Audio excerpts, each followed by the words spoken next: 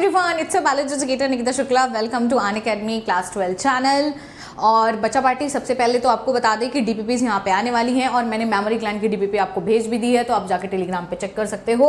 सो इस वजह से ज्वाइन कर लो जिन लोगों ने ज्वाइन नहीं किया है। And second very important thing is, आज हम लोग करने वाले हैं स्ट्रक्चर ऑफ स्पर्म। बहुत ही छोटू सा टॉपिक है और बहुत जल्दी ख़त्म हो जाएगा, बट इससे क्वेश्चंस बहुत सारे आते हैं, ठीक है। तो इस वजह से, और क्वेश्चंस बड़े फिक्स होते हैं। तो देखिए, जहाँ पे बहुत थोड़े थोड़े एफर्ट लग के हमें बहुत अच्छा खासा अगर रिटर्न मिल रहा है तो उसे तो बिल्कुल भी नहीं छोड़ना चाहिए, है ना। इन्वेस्टमेंट बहुत कम है और रिटर्न आपका बहुत ही ज़्यादा अच्छा है, तो इसी बात पे आप तैयार रहो, ठीक है। उम्मीद करते हैं आप तो एकदम सही दिख रहा है, कोई इशू है नहीं। So let's get started with the structure of sperm. Sperm है क्या भाई? इतनी देर में तुम लोग ने पढ़ ही लिया होगा।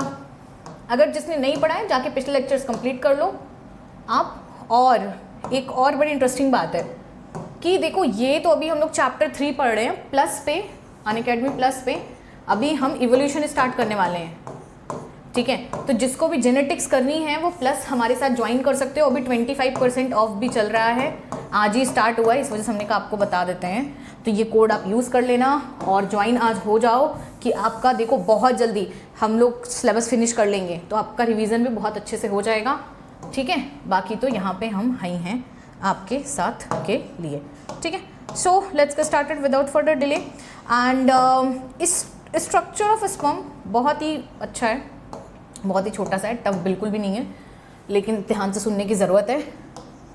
तो स्ट्रक्चर ऑफ स्पर्म, अब चलो अगर हम आपको बोलें भाई स्पर्म को ना, it's like the main king और you can say the prince, मतलब इसके बिना ना कुछ नहीं है, लिटरली कुछ नहीं है, क्योंकि यही इसी की तो कहानी है। पूरी जितनी कहानी हम पढ़ेंगे वो स्पर्म की पढ़ेंगे। स्पर्म आपका मेल गैमेट है।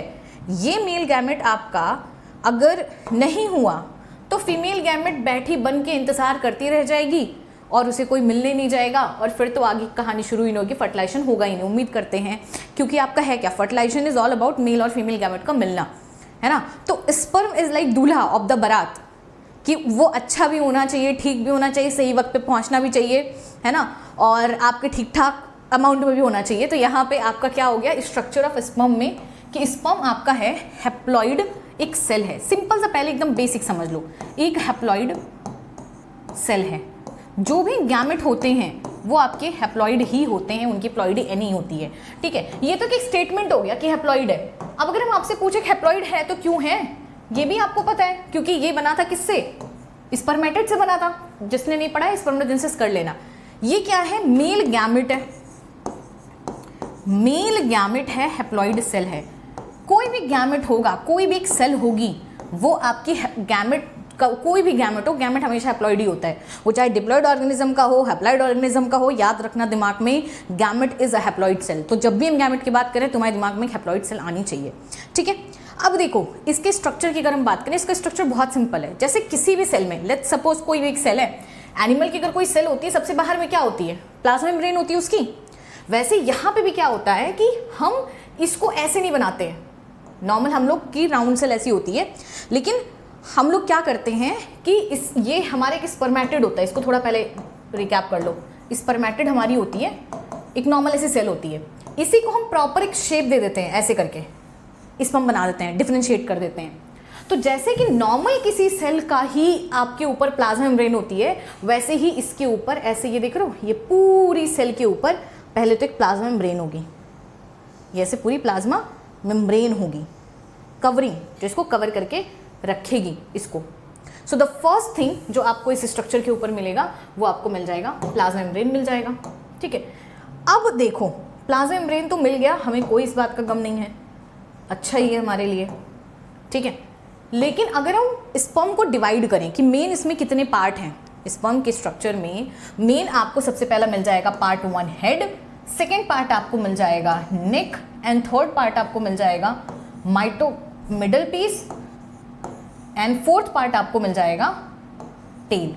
4 चीज़ें हैं, हेड है, नेक है, मिडल पीस है, टेल है। अगर आपको खुद को इमेजिन करना है, इसको समझ लो आपका हेड हो गया, या आपकी गर्दन जिसको दबा के लोग इसको कमटर करते हैं, अपनी पूरी बॉडी को समझ लो मिडल पीस हो गई, पैर को समझ लो जिससे चलते हो आपकी टेल हो गई, ठीक है। तो 4 पीस हैं, बट एनसीईआरटी ने नेक को भाव नहीं दिया है, तो उसने हेड, मिडल पीस और डिस्क्रिप्शन में सिर्फ टेल डाला है, उससे कोई फर्क पड़ता नहीं है नंबरिंग से। सो हेड है, नेक है, मिडल पीस है, टेल है। सबसे पहले हमारा फोकस होगा हेड पे। ऐसा भी क्या है भाई, इसको हमने हेड क्यों बोल दिया? सबसे पहली चीज, आगे यही चल रहा है, मूव यही कर रहा है, और ये समझ लो मेन है, ठीक है। क्योंकि इसके अंदर आपको क्या मिलेगा, ये एकदम सामने वाला पोर्शन होता है, इसके अंदर मिलेगा आपको न्यूक्लियस, ठीक है। ये देख रहे हो, ये न्यूक्लियस, यहीं पे सारा जेनेटिक मटेरियल होगा। मतलब यही जो जेनेटिक मटेरियल है यही डिफाइन करता है कि आप कैसे हो। जैसे भी इस क्लास में जो भी लेक्चर्स को देख रहा होगा, आप कैसे दिख रहे हो, बहुत बड़ा कंट्रीब्यूशन है इस स्पर्म के अंदर न्यूक्लियस का। आप कैसे बोल रहे हो, आपकी आवाज़ कैसी, आप कैसे सोच रहे हो, ठीक है। क्योंकि न्यूक्लियस कंटेंट आपकी बॉडी में आएगा, वो चाहे इंसान हो, मेल हो या फीमेल हो, कोई लड़का हो या लड़की हो, आप सब किसी ज़माने में ऐसे हुआ करते थे, ठीक है। ये आपकी शुरुआत के भी पहले की है, ठीक है। इससे मिलके ही आपकी ज़िंदगी की शुरुआत होती है, जो कि जाइगोट बनता है। तो देख लो, ठीक है। सो आपका क्या है, ये न्यूक्लियस पार्ट होता है हेड के अंदर, और न्यूक्लियस के अंदर क्या होता है, आपका जेनेटिक मटेरियल होता है भाई। यहाँ पे क्या होता है, यहाँ पे होता है जेनेटिक मटेरियल। और जेनेटिक मटेरियल यहाँ पे कैसे होते हैं, एक तो होता है ऑटोजोम, अगर इंसान की बात करें 22 क्रोमोजोम होंगे जो कि ऑटोजोम होता है। दूसरा आपका 22 के अलावा हो जाता है आपका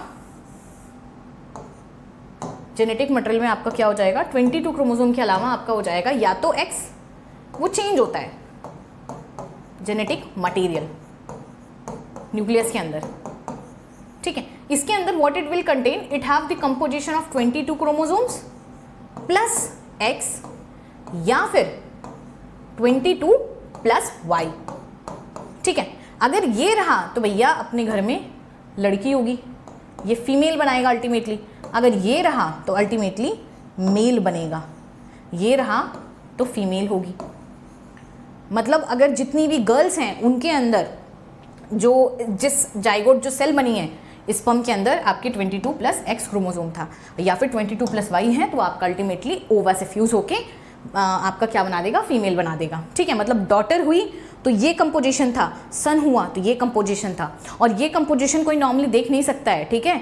तो इस वजह से लड़का लड़की का जो लोग बोलते हैं ना कि ये बाबा जी की बूटी है, खा लेने से ऐसे लड़की हो जाएगी, ऐसे लड़का हो जाएगा, ठीक है, ये प्रसाद, ऐसा कुछ नहीं होता भाई। माइक्रोस्कोपिक स्ट्रक्चर है, ठीक है, ये आपकी क्या है, माइक्रोस्कोपिक स्ट्रक्चर है। तो साइंटिफिकली तो इट्स नॉट पॉसिबल, बाकी तो जादू क्या हो रहा है भगवान ही जाने। माइक्रोस्कोपिक स्ट्रक्चर है, मतलब माइक्रोस्कोप लेके देखोगे तब, और ये लक बाई चांस होता है कि कौन सा आपका मिल रहा है। स्पर्म आपकी, अगर हम लेंथ की बात करें ना, इसकी लेंथ आपकी होती है लगभग, माइक्रोस्कोपिक स्ट्रक्चर, ठीक है। इसकी जो लॉन्ग कितना लंबा होता है, यही होता है आपका 60 माइक्रोन का, ठीक है। मतलब अगर हम मिलीमीटर में देखें तो अप्रॉक्स 0.06 इतना छोटा होता है। अब इतने छोटे स्पर्म होता है, अब कौन सा, अब ये हुआ कि वो हुआ, कौन सा गया कोई कंट्रोल नहीं कर सकता, इवन फादर। वैसे रिस्पॉन्सिबल आपका क्या होता है, इसी वजह से, क्योंकि फादर के जेनेटिक स्पर्म में आपका क्या होता है, फादर मेल ही तो स्पर्म बनाएगा, फीमेल तो बनाएगी नहीं, ठीक है। सो आपका क्या है कि मेल में 22 प्लस एक्स होगा, 22 प्लस वाई होगा, ये मेल खुद नहीं कंट्रोल कर सकता भाई, कौन सा स्पर्म जाके फ्यूज कर रहा है क्या ही पता।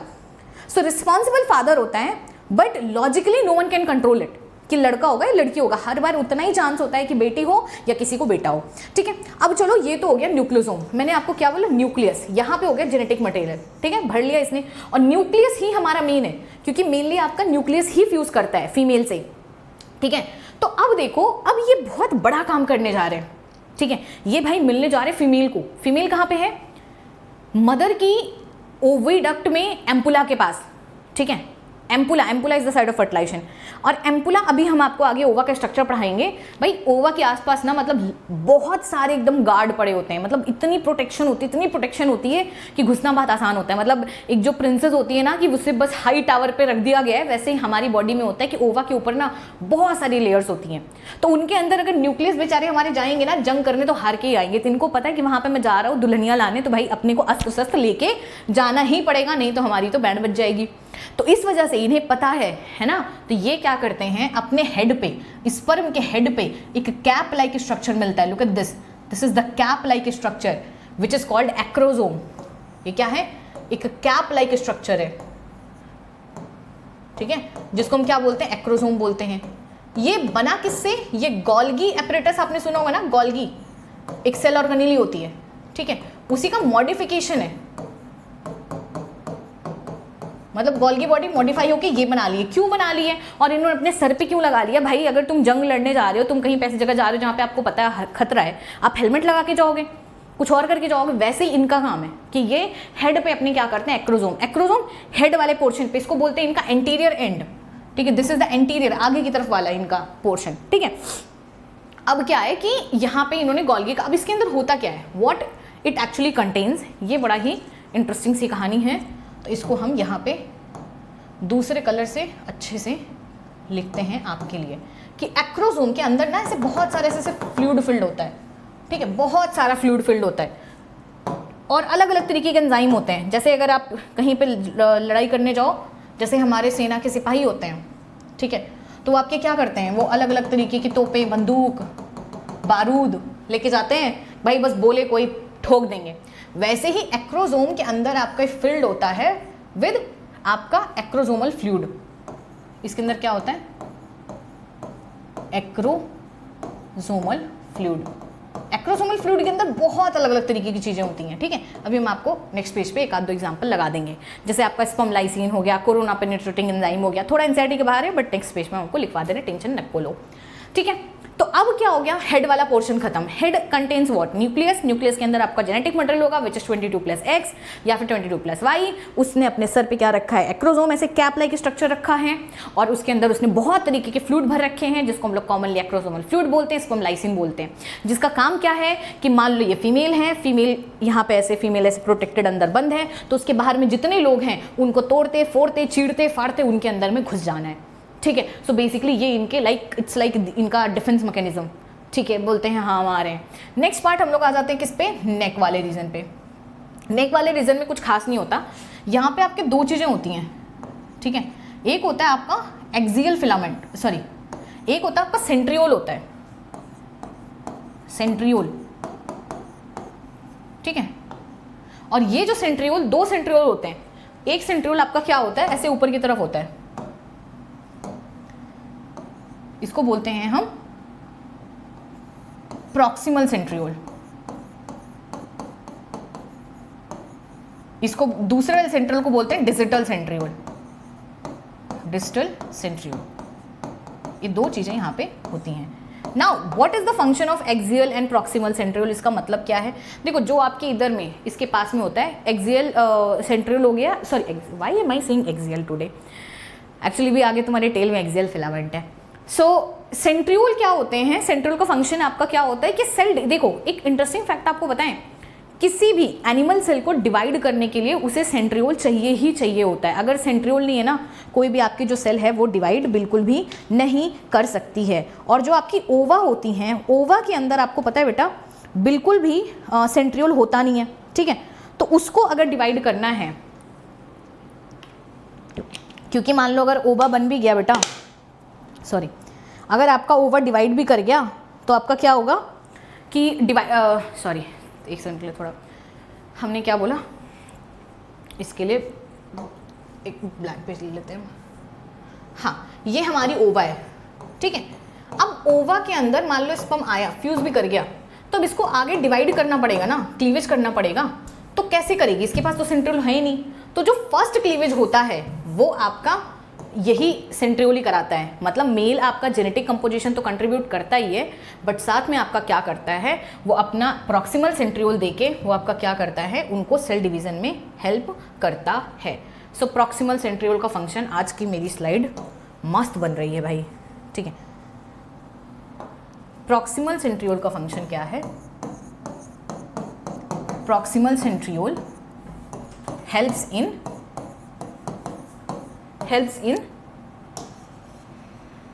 First cleavage. प्रॉक्सिमल सेंट्रियोल किस चीज में हेल्प करता है, helps in first cleavage of after fertilization. Fertilization के बाद बहुत बड़ा रोल है आफ्टर फर्टिलाइजेशन।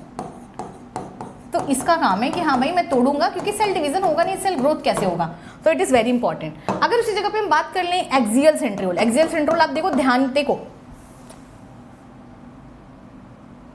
हाँ अगर हम बात कर ले डिस्टल सेंट्रियोल की, अच्छा डिजिटल और प्रॉक्सिमल यहाँ पे किस टर्म पे है? डिस्टल का सिंपल सा मतलब होता है दूर, प्रॉक्सिमल का मतलब होता है पास, याद रखना, P से पास एंड D से दूर। सो बेसिकली डिस्टल वाला आपका क्या होगा, जो हेड वाले पार्ट से थोड़ा नीचे की तरफ है, वो आपका क्या करेगा, वो आपका टेल फॉर्मेशन में हेल्प करेगा। किस चीज में हेल्प करेगा? टेल फॉर्मेशन में वो आपका हेल्प करना है, टेल जो आपका नीचे का पार्ट है। तो ये चीज़ आपको थोड़ा एक्स्ट्रा है, बट ये नीट का अगर आपको एग्जाम देना है तो आप इस चीज़ को याद रखेंगे, नहीं तो आपके लिए बहुत ज़्यादा समस्या हो जाएगी। ठीक है, कि टेल में आपका क्या होगा, टेल में आपका ये होगा कि फॉर्मेशन किससे होगा, एक्सियल और डिस्टल सेंट्रियोल से, और आपका प्रॉक्सिमल सेंट्रियोल आपका क्या करेगा, फर्स्ट क्लीवेज में हेल्प करेगा। सो ये हमारा क्या आता है, ये हमारा नेक वाला पार्ट था। ठीक है, अगर उसी जगह पे हम ध्यान से देखें, हमारा ये पार्ट हो गया, हेड वाला पार्ट हो गया, हमारा नेक वाला पार्ट हो गया, आ जाओ देख लो मिडल पीस या फिर माइटोकॉन्ड्रिया जिसको हम बोलते हैं। सो हमारा हेड के बाद हमारा जो थर्ड पार्ट है वो आपका पार्ट है middle piece, M for middle, M for mitochondria. तो जो मिडल पीस होता है इसके अंदर बहुत ज़्यादा आपका क्या होती है, माइटोकॉन्ड्रिया होती हैं, मेनली अप्रॉक्स 20 से 25 होती हैं। ठीक है, और माइटोकॉन्ड्रिया कहीं पे भी आया है, बच्चों का खेल है, LKG के बच्चे जानते हैं कि माइटोकॉन्ड्रिया का मतलब है एनर्जी प्रोवाइड करेगा, एनर्जी प्रोवाइड तो करना ही है। क्यों? क्योंकि भाई स्पर्म को स्विम करना है, स्पर्म को आपका स्विम करते हुए ऐसे से चले जाना है फीमेल की बॉडी में, तो अगर उसको स्विम करना है तो स्विम करने के लिए एनर्जी कहाँ से चाहिए? तुमको बोल दें दौड़ो, 15 दिन 20 दिन ना खिलाएं, क्या हालत होगी हमारी बॉडी में? खैर कुछ दिन की एनर्जी स्टोर होती है, बेहोश हो जाओगे। ठीक है, तो वैसे ही आपका माइटोकॉन्ड्रिया आपका होना ज़रूरी है, क्योंकि एनर्जी प्रोवाइड करेगा। जैसे कि कोई राजा महाराजा होते हैं ना, बड़ी जंग पे जाते हैं, या फिर अभी आज के टाइम पे अगर आप कोई गाड़ी लेके जा रहे हो, भाई फ्यूल भर के लेके जाते हो, पेट्रोल उसमें डलवा के कि हाँ इससे हमारी गाड़ी चलेगी, वैसे ही आपके पास क्या है, मिडल पीस में जो माइटोकॉन्ड्रिया हो गई वो उस फ्यूल का काम कर देती है, जिसकी वजह से वो आपके बहुत अच्छे स्विम कर सकते हैं। ठीक है, लेकिन यहाँ पे ना माइटोकॉन्ड्रिया का लगभग ऑल इन मतलब लगभग 25 होते हैं, 25 इन नंबर, 25 से 30 इतने तक होते हैं। अगर तुम ध्यान से देखो माइटोकॉन्ड्रिया बड़ा सुंदर से पैटर्न में अरेंज है, ये देखो ऐसे ऐसे फिर ऐसे फिर ऐसे, जिगजैग जिगजैग जिगजैग, इसको निबरकुन पैटर्न बोलते हैं। ठीक है, अब हम आ गए आपका टेल वाले पार्ट पे। टेल कुछ खास नहीं है, टेल का मतलब पूंछ। अब देखो टेल होता है जैसे किसी भी सिंपल सी सेल में आपका फ्लैजुला होता है। ठीक है, टेल का काम क्या है, पूंछ है। कोई भी किसी को अगर लिक्विड के अंदर छोड़ दो, टेल छोड़ दो, तुम ऑब्वियस काम इसको तुम लगा ही सकते हो कि स्विमिंग में हेल्प करेगा, है ना, स्विम में हेल्प करेगा, और ये क्या कर सकता है। So tail are like wheel, किसी भी गाड़ी के जैसे चक्के होते हैं चलने में हेल्प करते हैं, वैसे ही टेल। टेल आपका थोड़ा फ्लैजुला आपने पढ़ा होगा, जैसे कि बैक्टीरिया वगैरह में होती है, उनको मूवमेंट में हेल्प करती है, फ्लैजुला की तरीके से ही होता है। ठीक है, और इसके अंदर ये देख रहे हो, ये यहाँ पे हमारी जो डिस्टल वाला सेंट्रियोल था, ये इसी से ही इसका बीच का ऐसे ही आता है, इसी से टेल बनती है, मेनली इसका फिलामेंट पार्ट बनाता है जिसको स्विम कर सकता है। सो टेल आपका क्या करता है, टेल आपका स्विम करने में हेल्प करता है, फ्लैजुलेटेड है, और बस इतनी सी इसकी कहानी है।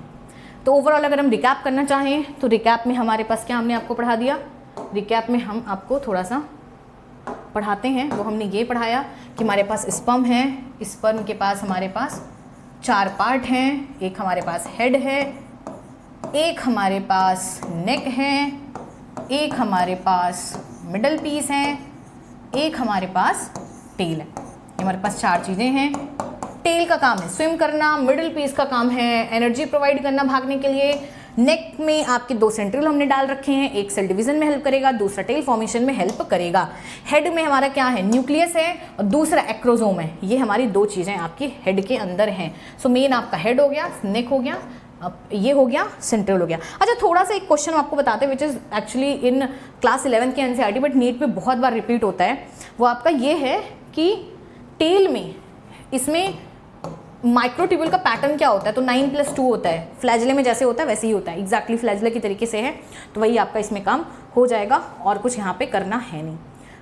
आ जाओ थोड़ा सा स्पर्म का स्ट्रक्चर पढ़ लेते हैं, बस टॉपिक आपका ख़त्म, आपकी छुट्टी। ठीक है, सो अच्छा आपको पता है कोई मुझे बता सकता है कौन सा ऐसा स्पर्म है, किसकी ऐसे स्पर्म होते हैं जिसमें कोई भी टेल नहीं होती है? ठीक है, इन विच स्पर्म, ये क्वेश्चन तुम्हारे हम आपको बताते हैं। अच्छा चलो क्वेश्चन हम बाद में लिख देंगे। आओ यहाँ पे क्या लिखा हुआ है, एग्जामिन करते हैं स्ट्रक्चर ऑफ स्पर्म। अगर आपको स्पर्म का स्ट्रक्चर एग्जामिन करने दिया जाए तो आप क्या आपको देखने को मिलेगा? आइए समझते हैं, देखते हैं क्या देखने को मिल सकता है हमें क्या देखने को मिलेगा? हमें देखने को मिलेगा कि माइक्रोस्कोपिक स्ट्रक्चर है, मतलब सिंपली आप इसको देख नहीं सकते हो। ठीक है, इसमें क्या है, आपका हेड पार्ट है, नेक पार्ट है, मिडल पीस है और टेल है। क्या बात है, नेक पार्ट को इन्होंने इज्जत दे दी है। ओके, सो प्लाज्मा मेम्ब्रेन, अच्छा एक्सप्लेन नहीं किया। अब plasma membrane envelops the whole body of the sperm. क्या बोला गया, बहुत सुंदर सी लाइन है कि एक प्लाज्मा मेम्ब्रेन पूरी की पूरी बॉडी को इन्वेलप करता है। इन्वेलप आपके क्या होते हैं, वो लिफाफे होते हैं जिसमें आप कोई चीज़ कवर करके ले जाते हो। हाँ, वो शादी वाले शगुन जिसमें खाली लिफाफा तुम लोग देके आते हो, पैसे नहीं देते हो।